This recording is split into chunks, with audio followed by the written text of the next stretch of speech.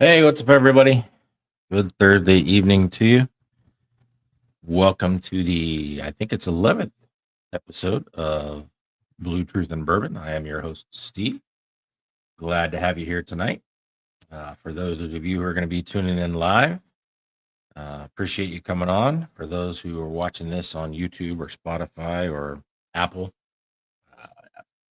podcasts later on, thanks for looking at it.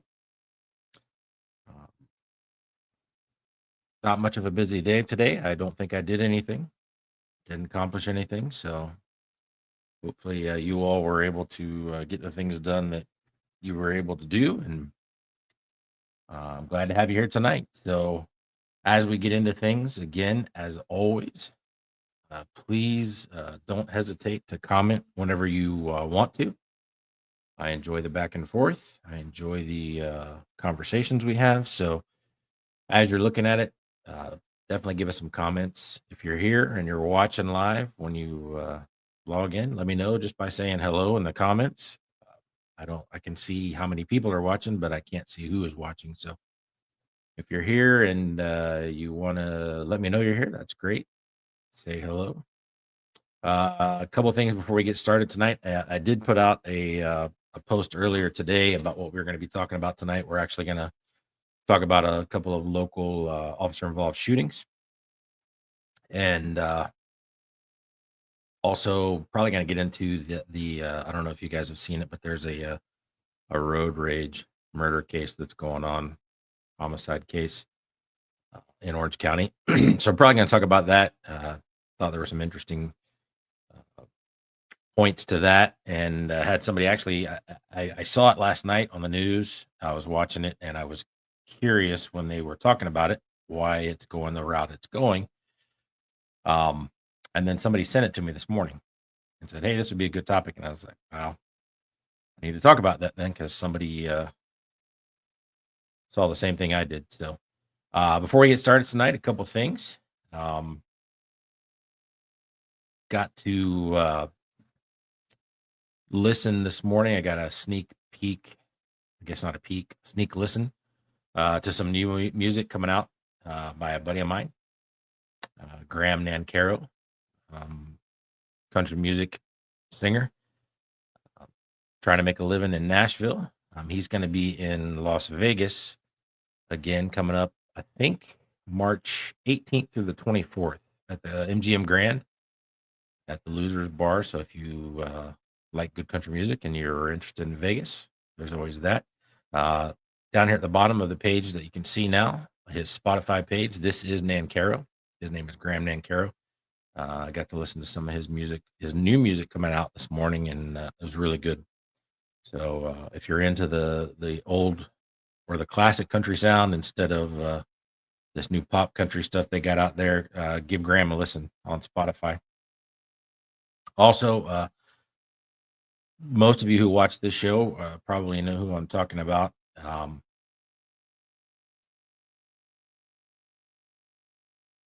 When I put this up here, but also on TikTok, a friend of mine um, and former coworker actually trained me. My second period FTO was Jamie Copenhaver, and he's known my family for a long time.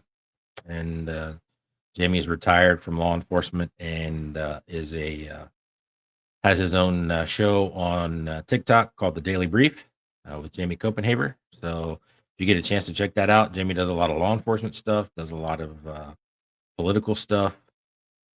He's got a lot of things going, and Jamie always has his opinion on things, and I usually share most of them. So he's good to watch. I like watching Jamie, and we text usually every once in a while. So if you get a chance, tune into his TikTok channel, The Daily Brief. Up, he's watching right now. What's going on? So yeah, tune into his show. I think he said it was down maybe for a couple days because they're doing some tech stuff on it. But when you get a chance, check him out. He does some great stuff, and he breaks a lot of news. He is, let's just say, he has a lot of irons in the fire, and so when some stuff is happening, Jamie is on top of it, and he knows who to talk to, and talk to a lot of important people. So check him out any chance you get. Also, wanted to throw this up there. I'm going to add this to the screen real quick. A plug again. I plugged it a couple of weeks ago, but the fifth annual golf tournament for Hometown Heroes Alliance is coming up on April 5th, and it's going to be held at the Mount Dora Country Club. So I'm going to be playing out there. I probably will register myself on Monday, playing with one of my former coworkers, and I think we're going to have our sons play with us. So it'll be a good time. There's a lot of prizes available. It's $125 a player. It's for a great cause. Hometown Heroes Alliance. Jamie is well aware of who they are. My buddy Jeff Brown runs the organization, and they do a lot of good things for first responders. Did a lot of stuff after the hurricane came through in Florida, and does a lot of things all over the country for first responders, for their families. So if you like playing golf and you're looking for a place to do it on a Saturday, April 5th, um, you can always go on my page. This flyer here will be up there, and you guys can take a look at it, and I'll throw it back up there before we quit tonight. So, um, hey, everybody, I can see that there's several people here, but I don't know who else here. I know James is here. Jamie's here. So, um, but yeah, if you're interested in playing that golf tournament, you can give me a shout or give them a shout. I'll put out the phone number again here at towards the end, so you guys can register if you want to. It'd be a good time. So, um, yeah. So I wanted to get into tonight. I wanted to talk about a couple of the officer involved shootings here uh, recently. And the first one I wanted to talk about is was in Titusville. Happened on February 7th, and they ended up shooting somebody who came out of the house. And when it first came out, there was a lot of misinformation out there. A lot of stuff was floating around by people that claimed to be there, information, bad information that they were putting out. And within days, they were having a lot of people with a lot of negative comments, including family members. And I'm not going to get into all that, the back and forth that was going on. I will just say that, as we all know, that's typically what happens with officer involved shootings. Um, because there's an investigation, because sometimes it takes a long time for information to come out about the shooting from the agency itself, it gives plenty of time to actually throw out their narratives. And unfortunately, a lot of them are false, a lot of them are fake news, and they don't let the facts come out before they start giving their opinion on the subject. So, with this one, Titusville gets a call, disturbance call, and they respond out to the house. And originally, as the story comes out, they responded to a disturbance. Later, I guess it was probably about a week later. I think it was the 13th when the chief actually came out and gave out the full information. They actually were responding to several complaints in the area as well as shots fired from that house. So officers show up on scene.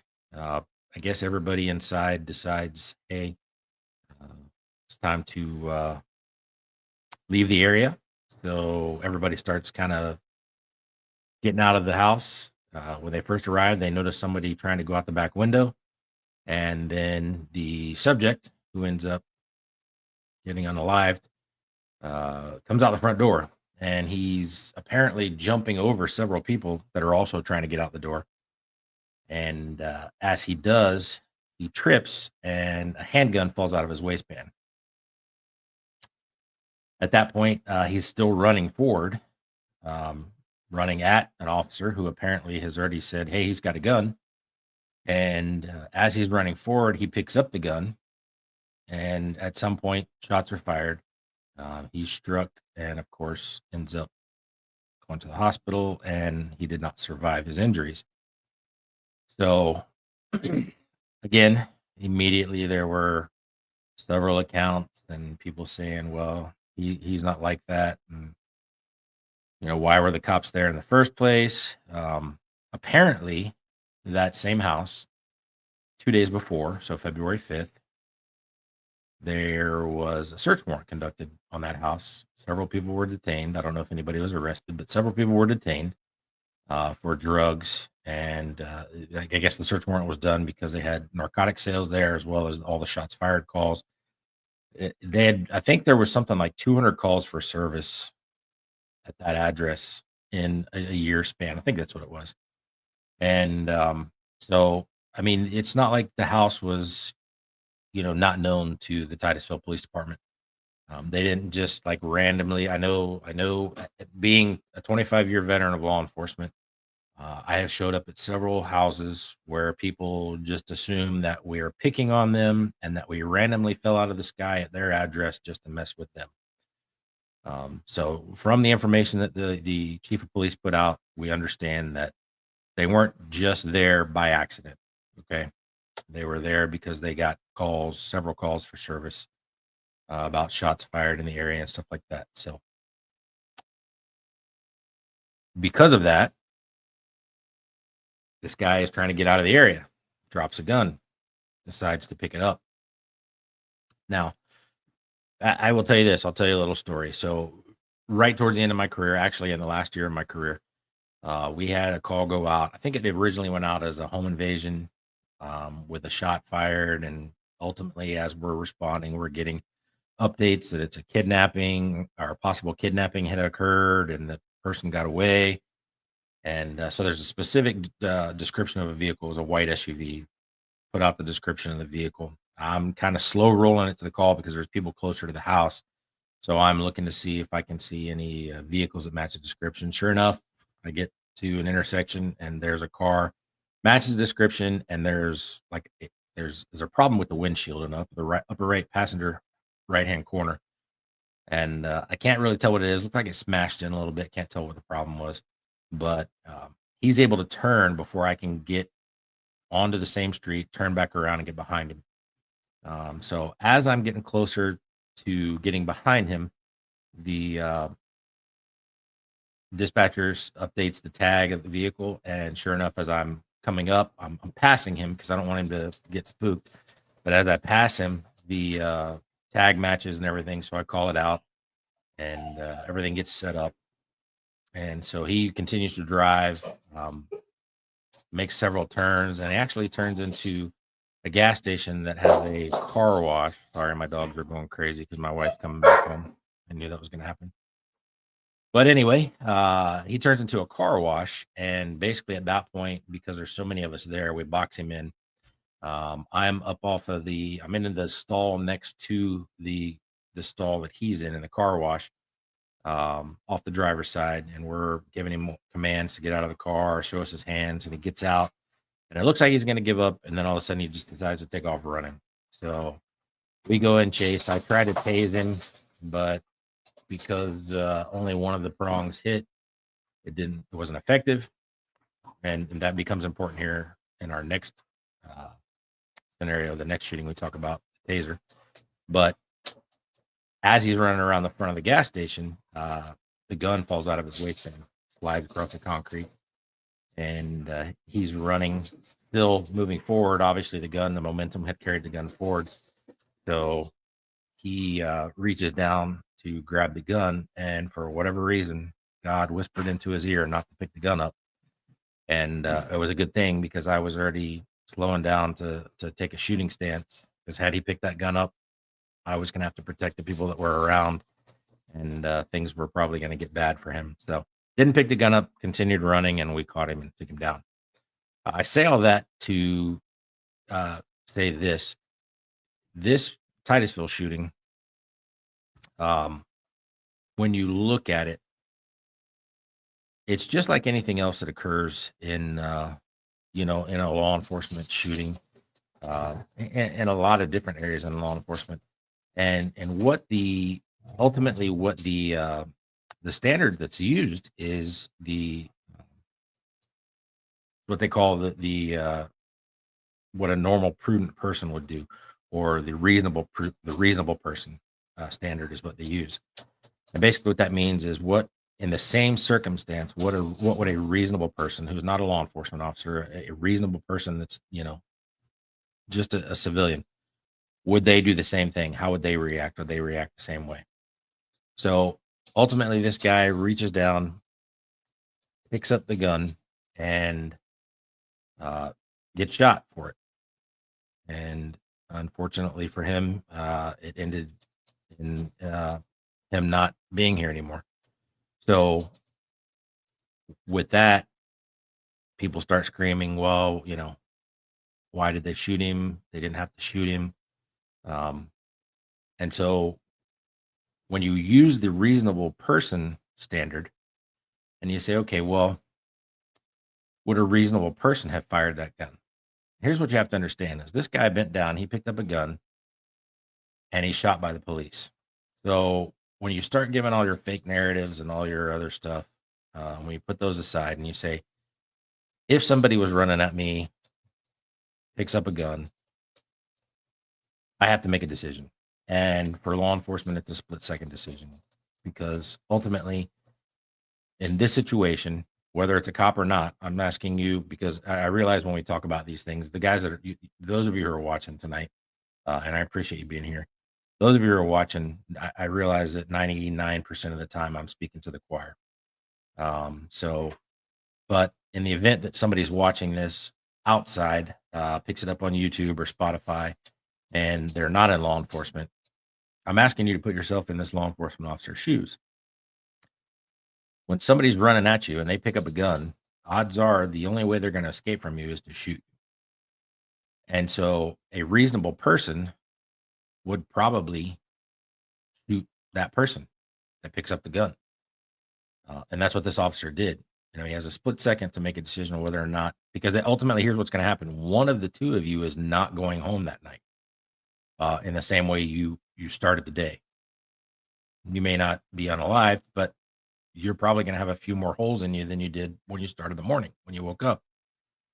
And so the officer has a split second to make that decision. He's got to protect himself. He's got to protect the citizens. He's got to protect everybody there.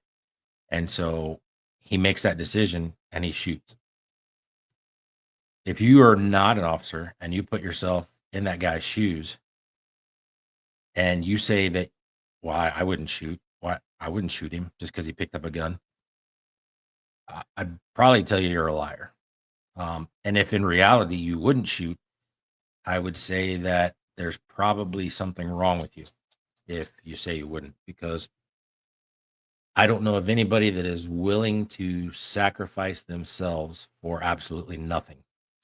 Now you say, oh, well, as a cop, we're willing to lay down our lives for everybody else. That's true. But it's not that we willingly go willy nilly into the day going, man, I hope somebody shoots me today so I can sacrifice myself. I would imagine that you don't wake up in the morning and go, hey, I sure hope I get hit by a bus today. Hey, I sure hope somebody tries to unalive me today because I'm looking forward to that. I'm willing to sacrifice myself for nothing. Yeah, that's crazy. And so when we immediately jump on the shooting and we criticize the officers or the police chief in this case, they wanted, oh, he's got to be terminated. Police chief has to be fired for this. Without the facts coming out, is just ridiculous. It's asinine to expect that out of this type of incident. Of course, there's lots of people saying, "Oh, well, this about this person that was the victim or the unalived person." I hesitate to call him a victim because he chose to pick up a handgun in front of a cop. He made a bad decision. So ultimately, the cop did what he had to do. So I'm looking forward to this one. I'm looking forward. If you're here and you're still watching, what do you guys think? I know you're probably the people that are watching. Like I said, I can't tell who's exactly watching, but what's your opinion? I know you guys are probably in the same boat that I am, but ultimately, when we're looking at officer involved shooting, and it's this cut and dry, I can't see how this turns out any way, but justified in the shooting. So I don't know. Like I said, I get frustrated watching the news about these kind of things because we always get the picture of the person when they were 12 years old playing little league baseball, or you know, and I mean, okay, I'm not, I don't know this guy, so I'm not judging him. I'm not jumping to any conclusions because, again, I wait for the facts to come out, and I haven't seen anything on it, so I'm not going to assume anything. But or I'm not going to assume anything about him per se. But the house where this occurred at, again, 200 calls for service or 200 calls about that house, whichever way, it probably is 80% one, 20% the other, but it was a bad house. Search warrant done 2 days before the shooting for drugs, shots fired. So we already know that there's a lot of guns in the house. We already know there's drugs in the house. I'm assuming that if you're hanging out at that house, that's probably why you're hanging out at that house, because you're into guns and drugs. So, you know, eh, it's all life's all about decisions. And so again, like when we look at it, I'm sorry, I still got my banner up there for Jamie. Not that it's a bad thing, 'cause, but ultimately, when we look at these kind of things, um, life is about the decisions we make. And when you're making those bad decisions to show up at places where this kind of stuff happens at, you can probably expect that the police are going to show up, and bad things may happen if you decide to pick up a handgun. Now, the other officer involved shooting that took place um, recently, I don't know if you guys saw this, but um, Orange County Sheriff's Office on the 21st um, was called to a house for a suicidal male. And I, again, I wasn't there. I don't know the particulars. I haven't read any of the call screen, so I don't know what the updates are. I don't know what these guys knew going into this. Um, so please don't take this as a criticism of what they did or did not do, because I wasn't there, and I'm not going to morning quarterback it. Um, you know, just like the topic for the show today is perspective. I'm just looking at it from the perspective of law enforcement and from the perspective of the public. And that's why I put in the first scenario we talked about with the Titusville shooting. That's why I wanted to put those of you who are not in law enforcement, if you're watching this, I wanted to put the perspective of you in that officer's shoes, whether or not you're going to pull the trigger. A guy picks up a gun and he's running at you. So it's all about perspective and and perception. And I mean, obviously, your perception is your reality, and that's the case in most instances. And that's what we have to battle when we go to court. A lot of times is perception. Um, Conrad, thanks for being here, man. James, same thing. Appreciate you guys commenting. Um, so they respond to a suicidal male, and at some point in the house, they make contact with this guy. I think it's in like a hallway, maybe. He's coming out of his room, I guess. He's holding a knife. According to the news story, they give him several commands to drop the knife. He does not cooperate with that, doesn't comply. He's moving down, towards them as they're trying to back up. Apparently, his mother is still in the house or still somewhere close by, because they're telling her to get back. According to the news story, again, I wasn't there. I haven't read anything other than news stories about it. Um, they're backing their way up. Ultimately, they back their way out of the house. So they've kind of removed themselves from the situation, and this guy continues to come at them. Ultimately, they end up firing their weapons, and a couple days later, he succumbed to his injuries, and he was armed with a knife the entire time.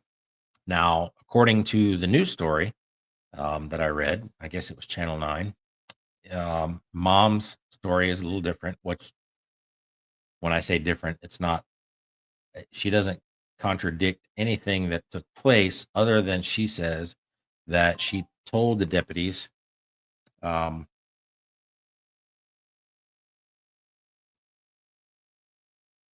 uh, Brian, thanks for that. So yeah, I got a text message. Sorry. Uh, she says that she told the deputies, "Don't shoot my son. You can tase him, but don't shoot him." So, like I said earlier, in the story I told you about the guy that we were chasing that had the gun, didn't realize he had a gun at the time, and I tried to tase him, and only one prong hit. So when it comes down to, and this is, again, I realize the guys that are watching right now, I'm preaching to the choir. So I'm sorry if this, and this causes you to stop watching tonight. But for those of you who are not in law enforcement or maybe watching this later, the taser is a tool, but it is not the be all end all, and it is not always effective. And so when it comes to somebody holding a knife, which is a deadly weapon, I think we can all agree that a knife is a deadly weapon. Uh, for me to choose a non deadly weapon, can I? Yes, I can make that decision to draw my taser, my electronic control weapon. I can make the decision to do that. But ultimately, lots of things have to happen when that occurs.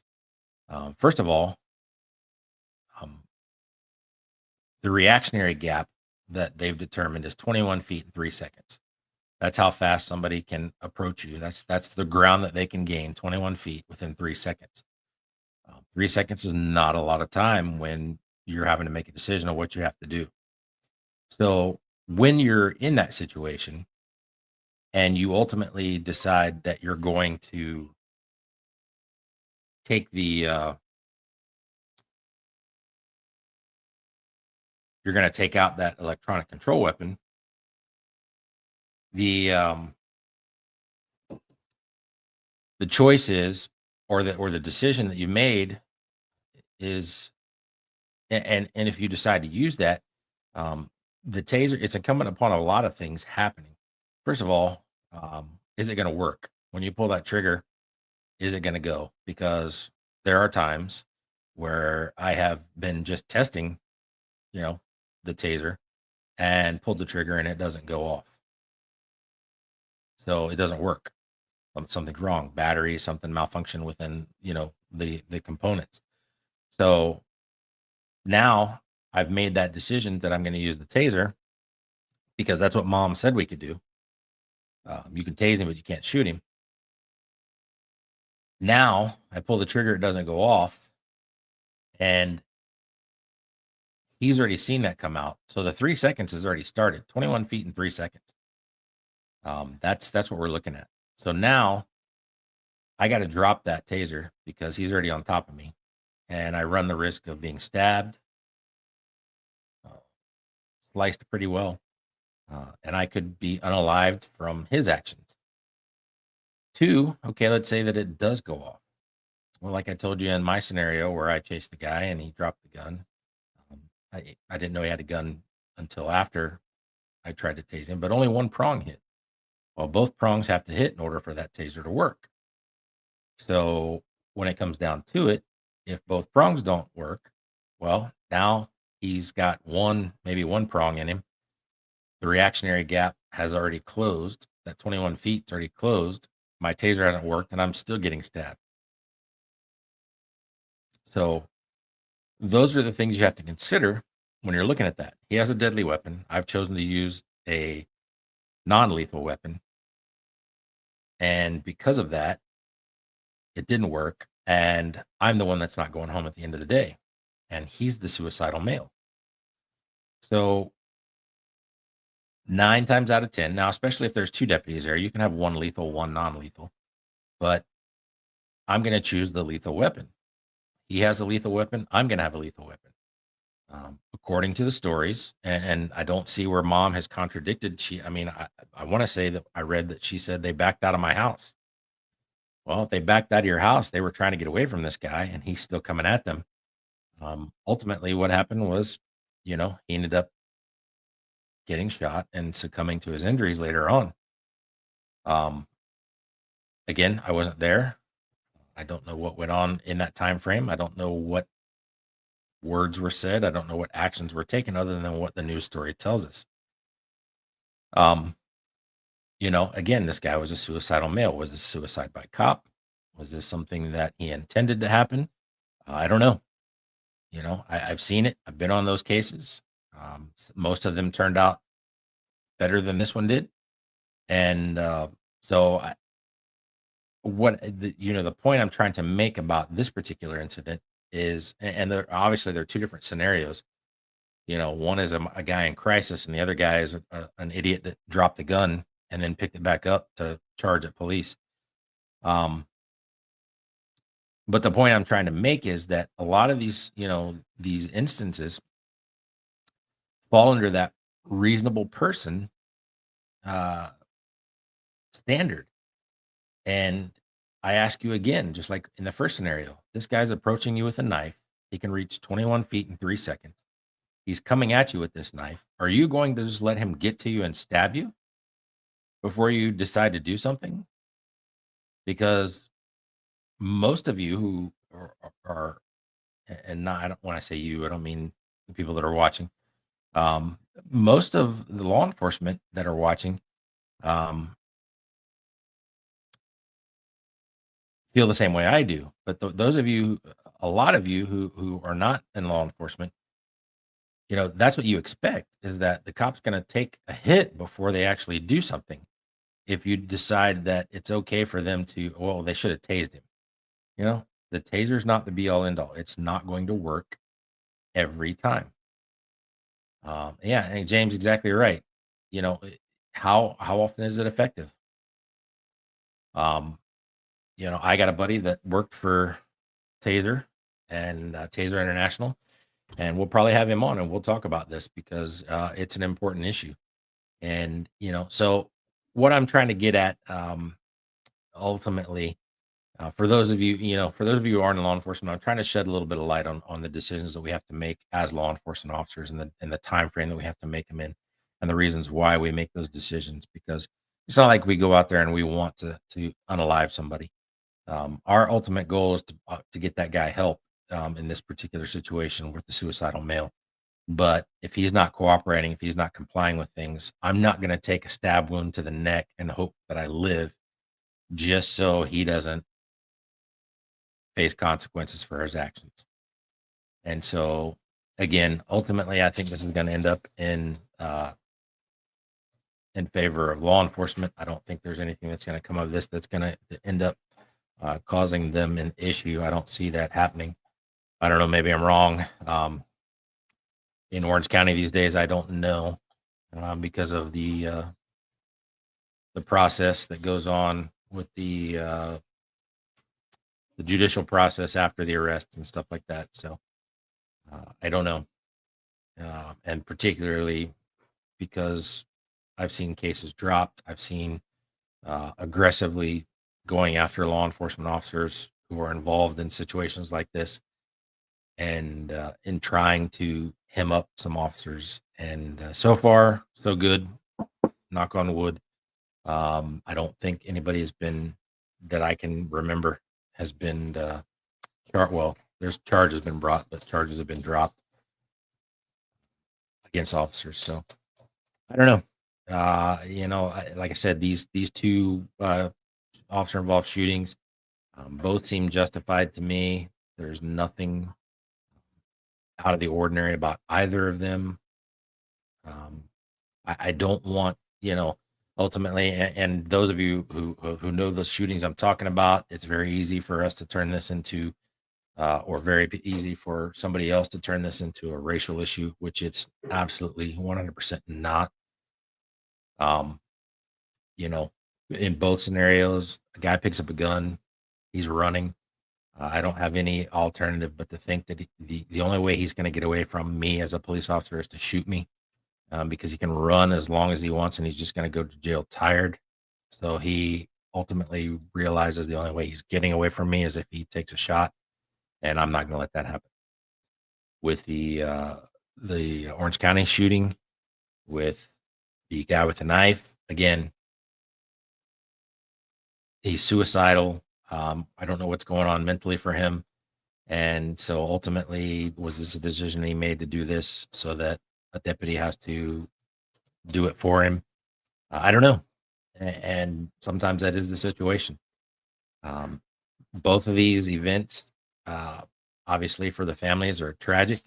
It's unfortunate that their family members had succumbed to their injuries. But again, it's all about the decisions we make.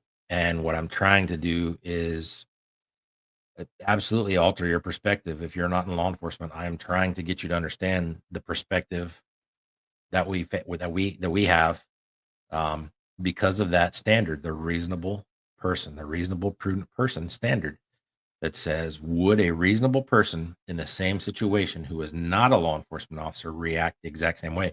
And they also manipulate that standard to call it the reasonable officer standard and say, would another officer in that exact same situation ultimately do the same thing, take the same actions as this officer did? And that's the standard that's used. And again, if you are on here watching this later on and you decide that, I wouldn't have done what they did, you might want to rethink that, um, because I'm sure your family doesn't want you to hesitate 1 second to make sure that you come home as opposed to somebody else, you know. So there's that. So the other thing I wanted to talk about tonight, I spoke about it this morning on the update, and when we first started out tonight, talking about the road rage uh, murder trial that, or at least the charges that were dropped on this lady. Uh, so I don't know if you've seen it. I'll run through it with you. By the way, Old Foresters with Monster, pretty good. So road rage incident. Some folks are driving, female driving one car, male driving the other car. Apparently, the female has some issues with how close the male is driving to her. I don't know where this happened as far as intersection or just the middle of the roadway, but at some point, I guess she gets out of her vehicle, screams at him, gets back in her vehicle, again, gets back out of her vehicle with her phone in her hand. At this point, assumably or presumably calling the police. And for whatever reason, he decides that he's going to bump her. So he hits her car and I think drives away. And at some point, she gets in her car and ultimately she ends up hitting his car. And that's originally what she was arrested for, was aggravated battery with a motor vehicle or with a deadly weapon, having used her vehicle. She claims that she was trying to get his tag at the time. Now, what happened is, again, at some point, not sure if the middle road or if this is at an intersection, um, he approaches her vehicle, opens her door, and punches her several times, uh, in the face, I assume, maybe in the arms, the chest area. But he, according to her, punches her several times. That's when she draws her firearm and shoots him. And so the state attorney's office took this to a grand jury, and a grand jury has apparently decided that there's enough information, evidence to charge her with homicide. And during the news story yesterday, they were actually the reporter was talking to an attorney, and they said, do you think she has a good enough self defense claim here? And he goes, absolutely. He says, this guy entered her vehicle, which is a crime itself. It's burglary. You can't just open somebody's door to their car and get into it or do anything to them in it. He commits a crime inside the vehicle by punching her. She says admittedly, she feared for her life. So I know in Florida we have the stand your ground law. Um, you're not required to get yourself out of that situation. I realized that she could just drive away and get out of the area and make a phone call to the cops or what have you. But that's not what she did. She shot this guy. And so when you look at it, I don't, and again, the castle doctrine, I haven't looked deeply enough into the new stand your ground law, um, to know if she's required to get out of the area. I don't believe she is. In fact, I would have reacted the same way had somebody opened my door and punched me. I would have shot them because you have no reason to come into my car. You have no reason to hit me. We're going to take care of business. So I'm surprised a little bit that the grand jury came back with something. I'm surprised that, honestly, based on the past history of the state attorney, who came out and said, we're not going to tolerate this kind of behavior. We're not going to tolerate this homicide. Um, Knowing how she's reacted in the past to gun cases, I'm curious about this one because I've seen her drop lots of gun cases before, including homicide, where detectives worked long and hard and had evidence, and she determined that there was no evidence. So I'm curious about this one, and I'm going to watch this one closely because I would imagine that there's probably going to be several repercussions that come from this. If uh, I, I don't know, maybe either way. I don't know. What do you guys think? I mean, stand your ground. Does it fit here? Does she have the responsibility to get away from the situation, or because this guy breaks into her car by opening the door and punching her, does she have the right to protect herself? I'm of the opinion and on the side that she has the right to protect herself. She doesn't know what this guy's going to do. I get it. It's a tragedy for his family. His sister was on TV last night crying about the whole situation. I get it. It's horrible. But again, it's all about the decisions that we make. And he made the decision to get out of his car and approach her vehicle and open the door. And, road rage is, that's it's to use the term, it's the rage. It's all the rage. That's, seems to be the flavor of the millennia. You see it every day. There's not, we've got television shows now that are, uh, what is it, Traffic Wars or something like that, where they show all these bad drivers and showed road rage incidents. And if you watch enough, if you're on Facebook and scrolling as much as I am looking for topics to talk about, and you see these idiots that are road raging with semis on the road and brake checking semis and things like that, it's crazy. And to think that you would be willing to take a, you don't know what somebody's got in their car. I mean, you come up to my car in a road rage incident, and I'm going to surprise you, and that's just the way it is. Um, let's see what Patty says. If she had run him over and killed him, would they have decided differently? Both the gun and the car can kill someone. Both the gun and the car can stop someone. So what's the difference? Politics.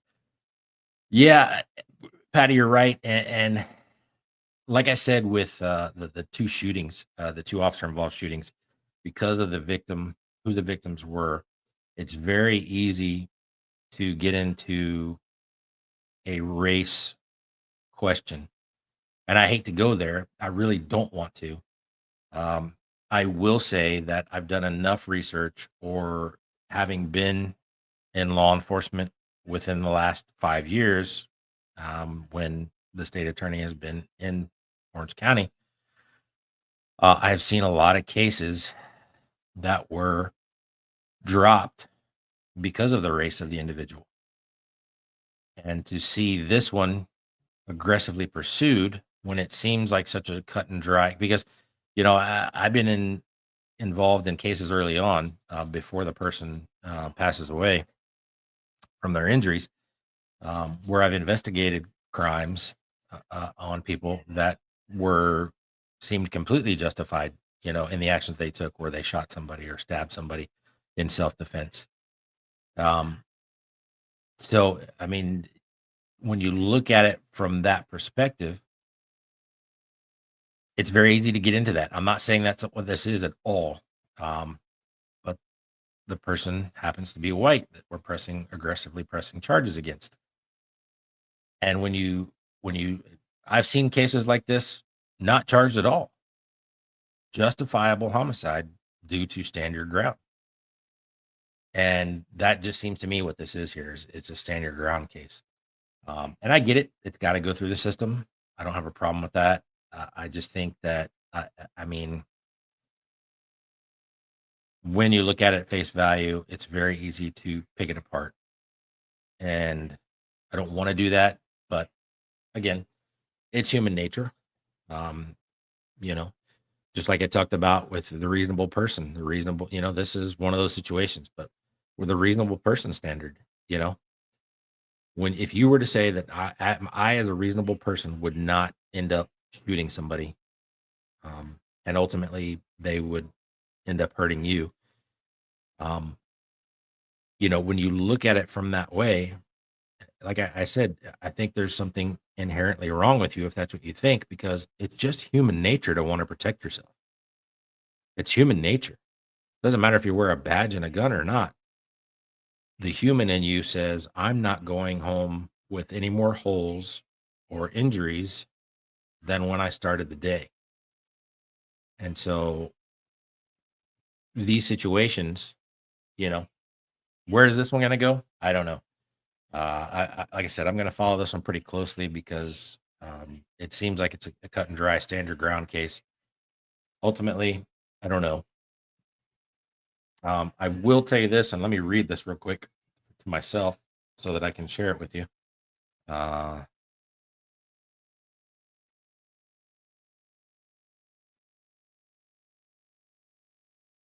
so the house that we were talking about in Titusville, the street has the highest calls for service locate in that location for shots fired disturbance in the entire city. So that address where this guy was, and the guy who ultimately was unalived is a convicted felon. So they had again where we talked about where they all wanted the chief of police fired was at a city council meeting, and according to my sources, they had to adjourn the meeting because someone threatened to kill a cop. So again, um, ultimately, you what I'm telling those of you who are not in law enforcement, or what I'm trying to get across to you is that you have to put this in perspective, and your perception has to be as a reasonable person, the reasonable officer standard. How would you handle yourself in this particular situation? And so the reason I wanted to talk about these cases is just to clear up some of the things from the law enforcement side, because you don't always get that. You don't, I mean, even though agencies put out information, um, you don't always get the full story from the law enforcement side of it, especially like I talked about with the one with the guy with the knife. People don't understand that the taser has to work. And the taser has to be effective, and at 21 feet in 3 seconds, I can't guarantee that that taser is going to work, that it's going to be effective, and that it's not going to end up causing me injury just to make sure that I don't injure somebody else. Let's see. It's funny because the public understand. I know you guys can read this. I'm just reading it out loud because I'm trying to read it. Or sympathizes with protecting yourself when it happens in movies, but in real life, it's not allowed. Yeah, it's unfortunate that all the hate is out there about and I hate to say it, because if you honestly do your research, folks, I mean, you can Google this. If you honestly do your research, cops are not out killing Black folks, African Americans at a higher rate than anybody else. It's just not the case. And so for immediately every incident, and it's immediate, every incident, and don't think to yourself that it's not, and don't tell me that it's not, because immediately after every incident where a law enforcement officer has to do their job and take a life of someone of a different race, that's immediately what the entire case is about. And I don't know if that's a reaction to garner sympathy, support, um, like Patty says, politics. And if you hear a politician talking about it, it's definitely politics. If you're watching the news and you see the ones who are your local legislator, your local councilman, your local county commissioner, your state whatever, or a federal guy, and they're talking about it, it's definitely about politics, because it's just not true. And when we take it there immediately, rather than allowing the facts to come out, rather than allowing the video to come out when it can. It's absolutely 100% wrong to do. It's wrong to let this become, sorry about that, get a little itch. Um, yeah, you're right, James. Law enforcement, in the last 5 years has become the whipping, you know, the redheaded stepchild. And I have red hair, so I'm allowed to say that. We've become the whipping post, and it's sick. It's wrong. But unfortunately, it's something we have to live with because that's what sells stories. That's what politicians get votes on. That's what the media, sweeps week. When sweeps week comes up, you can bet your butt every story that they can get on bad law enforcement, it's going to run. If you're, I'm telling you, um, if you want to be up to date and you want to see what's going on in this country, um, I encourage you, and I'm going to throw it back up there for you guys. Um, this one here, the Daily Brief with Jamie Copenhaver on TikTok. If you want to be in the know, it doesn't matter if you're a conservative, if you're a liberal. If you want to know what's going on, what's really going on, and not what the other news stories are trying to tell you, check out the Daily Brief with Jamie on TikTok. And, he's got some great things on there, and he tells it like it is. Um, just to give you an example that he's not, biased one way or the other. He's all over Dan Crenshaw right now. So with his Tucker Carlson comment, so he goes after the Republicans as much as he goes after the Democrats. So um, anyway, yeah, these officer-involved shootings, guys, I encourage you to keep up with them. I encourage those of you who are in law enforcement to not become discouraged with stuff like this. I encourage you not to hesitate when it comes to saving your own life. Um, I get it. I know the temperature of everything out there right now, and I know how hard it is to get involved in something like this and not expect that somebody's going to come after you for it. I get it. I really do. So, but please, go home safe. Take care of yourselves. Again, I want to mention the golf tournament that's coming up with Jeff Brown and Hometown Heroes Alliance. Love to see you guys out there. I'm going to be out there playing, so I'd love to see you guys come out and participate for a great cause. There's sponsorship still available, so if you have a business or know people that have a business that are looking to help out, there are some. You actually, for some sponsorships, you get your foursome paid for. So check that out on my post as well as Hometown Heroes Alliance on Facebook, and you can call them and get that started. I'll also post the phone number and everything on my page here shortly tonight. Also, when you get a chance, I don't know if he ever got it. He's probably really busy, but on Spotify, my buddy Graham Nancaro, country music singer. I think this is Nancaro is his Spotify. There are other Graham Nancaro Spotify accounts that are by the record company. This is his. So this is the one he gets all of his views and everything on and gets his analytics on. So if you do go on there to listen to him, this is Nancaro is the one you need to listen to. He has some new music coming out here within the week, and he's going to be dropping some in chunks. Again, I got to listen to some of it last night or this morning. Actually, he sent it to me last night. Actually, sent it to me at 2:00 in the morning. So, Graham, I'm not up at 2:30 in the morning like you, buddy. But if you get a chance to listen to him, that's great. I'll throw this up here again. Here's the golf tournament. It is very difficult to see that phone number, so I will get that better to you guys for the golf tournament. I'll post it here shortly on the page.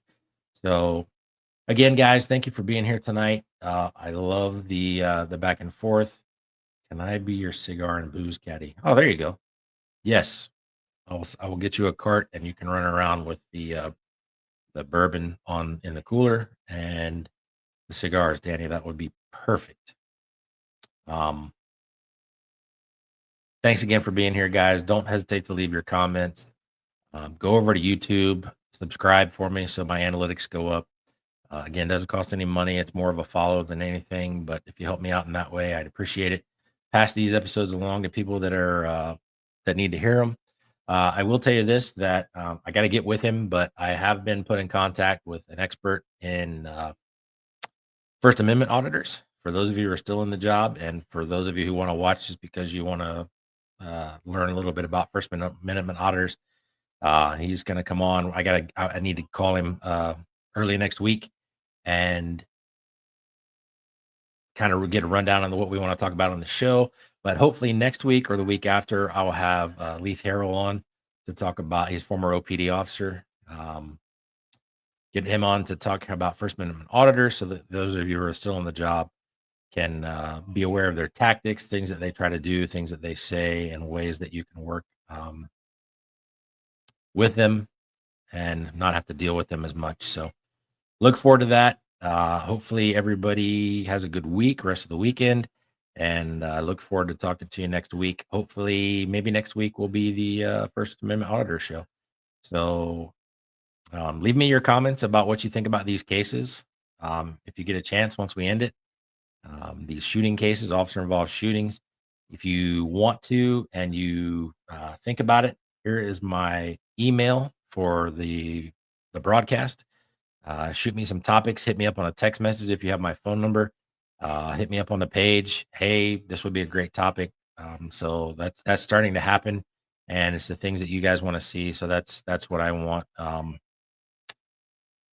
That's what I want to bring to you guys. So don't want to get into any politics unless you guys want to talk about some things, but we'll do more and more of the things hopefully that you guys want to see. It's hard to come up with topics. So if you guys have something that you see or a case that you see across the country or something that you want to talk about, give me a shout. I look forward to it. And other than that, have a great weekend. Look forward to talking to you next week.